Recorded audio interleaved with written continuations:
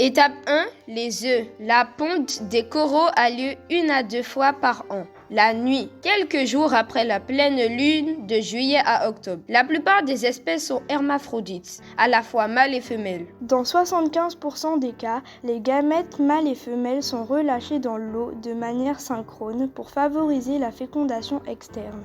Comme il y a beaucoup de prédation, les polypes relâchent des millions de gamètes. Étape 2, les larves. Quelques jours après la fécondation, les cellules qui ont échappé aux prédateurs ont subi des transformations et deviennent des larves ciliées appelées planula. Elles peuvent se mouvoir dans l'eau mais sont dispersées grâce au courant marin.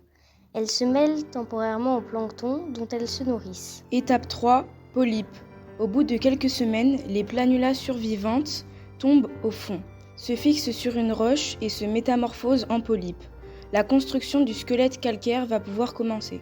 Étape 4, la croissance. Les polypes construisent leur squelette par étapes comme les étages d'un immeuble et ils occupent toujours le dernier niveau pour avoir en permanence accès à la lumière et à la nourriture. Étape 5, la reproduction asexuée. Les polypes forment des polypes fils par bourgeonnement.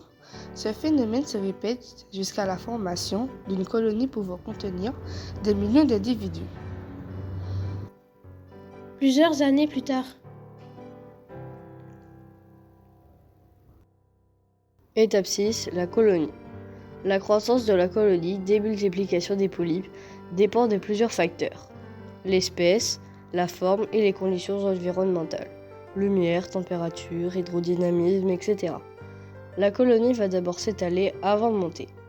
Les coraux branchus grandissent en moyenne 15 cm par an et les coraux massifs de 1 cm par an.